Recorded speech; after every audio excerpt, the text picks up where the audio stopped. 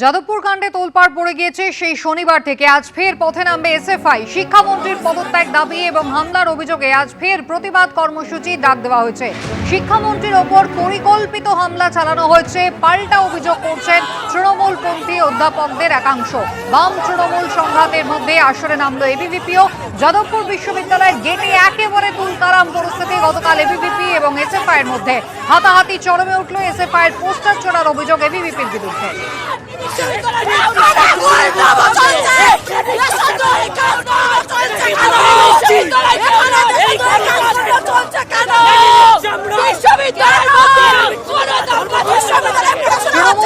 অধ্যাপকদের সংগঠন ওয়েবকুপা আজকে তারাও একেবারে শিক্ষামন্ত্রী ব্রাত্য বসুকে হেনস্থা করা হয়েছে পরিকল্পিতভাবে, এমনটাই তাঁদের অভিযোগ। আজ পথে নামছে ওয়েবকুপা।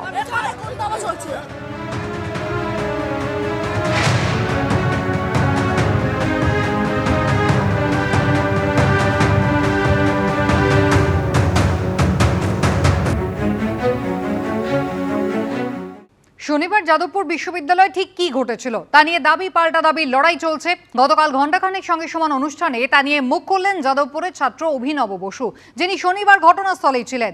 তার দাবি, ছাত্রছাত্রীরা কথা বলতে চাইলেও শিক্ষামন্ত্রী সে পথে হাঁটেননি। তবে তৃণমূলের অধ্যাপক সংগঠন ওয়েবকুপার সদস্য অর্ণব সাহা কিন্তু এই ঘটনার জন্য ছাত্রদের দিকেই অভিযোগের আঙুল তুলেছেন। অনুভব, সেদিন যাদবপুর বিশ্ববিদ্যালয়ে ঠিক কি হয়েছে, তোমার সঙ্গেই বা কি হয়েছে? অধ্যাপক সংগঠনের একটা সভায় বহিরাগত নেতারা, বহিরাগত গুন্ডারা, যাদেরকে কোনোভাবে দেখলেই বুঝতে পারা যায় যারা শিক্ষক বা অধ্যাপক নয়, এরা যাদবপুরের সাধারণ স্টুডেন্টদের ওপর, যাদবপুরে তো অনেক অর্গানাইজেশন আছে, অনেক ইন্ডিভিজুয়াল আছে, প্রত্যেকের ডিমান্ড ওই দিন একটাই ছিল যে অবিলম্বে চাই ইউনিয়ন ইলেকশন। এবং ইউনিয়ন ইলেকশনের ডিমান্ডে একটা প্রোটেস্টে মানে এরা ব্রাত্য বসুর সাথে আলোচনা করতে চেয়েছিল, সবাই চেয়েছিল, সব স্টুডেন্টরা। সেই জায়গা থেকে কোনো রকম সংলাপেও নিয়ে এঙ্গেজ করলেন না, বরং ওখান থেকে বেরোতে ইচ্ছুক হলেন। এবং সেই জায়গাতে সামান্য বিক্ষোভে আমরা দেখতে পেলাম কি ঘটনা ঘটলো। আমরা দেখতে পেলাম যে একজন ফার্স্ট ইয়ারের স্টুডেন্ট, তোমার যন্ত্রণার কথা সরিয়ে রাখো খানিকক্ষণ, কিন্তু আমি বলছি সামান্য বিক্ষোভ বলবে? গাড়ির রেয়ার ভিউ মিরারটাকে চুরমার করা হচ্ছে, সাইড গ্লাসটাকে ভেঙে ফেলা হচ্ছে, সামনের কাঁচে তাতে ইঁট মেরে এত বড় গর্ত হয়েছে, কাঁচ ভেঙে গেছে, এটা সামান্য বিক্ষোভ? দেখুন, প্রত্যেকটা তোমরা তো ডেপুটেশন দিয়েছিলেন, শিক্ষামন্ত্রী রাজি হয়েছিল, তারপর এই গোলমালটা অ্যাভয়েড করা গেল না। এবং সেইখানে কোনো রকম বিশৃঙ্খলা হোক সেটা এসএফআই হিসাবে আমরা ইচ্ছুক ছিলাম না এবং এঙ্গেজও করিনি।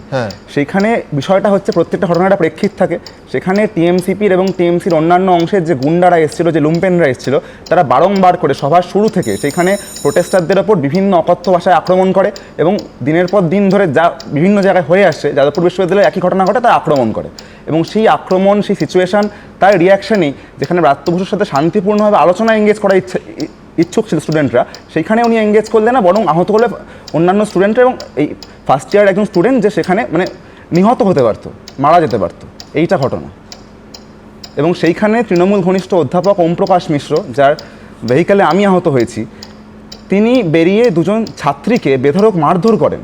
অর্ণবের ভার্সনটা জানতে চাইবো, পাশাপাশি আমার প্রশ্নও থাকবে যে যেখানে শিক্ষামন্ত্রী বলছেন অন ক্যামেরা যে খারাপ লেগেছে, 1, 2 হচ্ছে গাড়ি মেরেছে, আমি তো মারিনি, 3 আমার অল্প বয়সী কম বয়সী চালক, ছেলেটা দেখে ভয় পেয়ে গেছিল, 4 ছাত্রদের আহত হওয়াটা কাম্য ছিল না, সেইখানে কি করে স্কুটি তত্ত্ব সামনে, স্কুটি তত্ত্ব ঠিক না ভুল, ক্যামেরা কি বলছে আমি তাও দেখাবো, কিন্তু স্কুটি তত্ত্ব সামনে এসে আরেকটা নতুন অস্ত্র রাজনৈতিকভাবে তৃণমূলের বিরোধীদের হাতে দেওয়ার কি খুব প্রয়োজন ছিল? এর উত্তরও চাইব।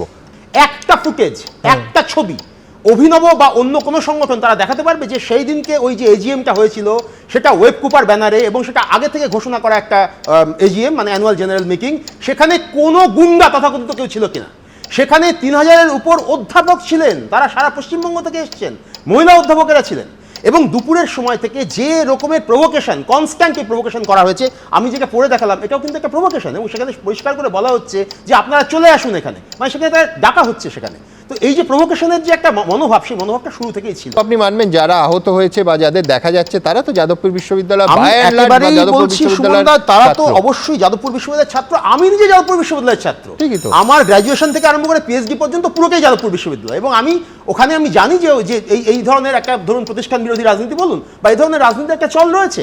কিন্তু সবচেয়ে আশ্চর্য লেগেছে যেটা, সেটা হচ্ছে এই যে এই রকমের একটা প্রতিষ্ঠান বিরোধী, রাষ্ট্রবিরোধী যদি কোনো একটা ডেমনস্ট্রেশন হয়ও এবং তারপর যখন ভায়োলেন্স হয়, সেখানে শিক্ষামন্ত্রীর গাড়ি ভাঙচুর হচ্ছে, শিক্ষামন্ত্রী আহত হচ্ছেন, তার মানে টায়ার খুলে করে দেওয়া হচ্ছে, খুলে দেওয়ার চেষ্টা হচ্ছে, এত কিছুর পর আমি কিন্তু ছাত্রদের যতগুলো সংগঠন আছে কারোর মধ্যে কোনো অনুশোচনা দেখিনি। এটা সবচেয়ে অ্যালার্মিং লাগছে আমার।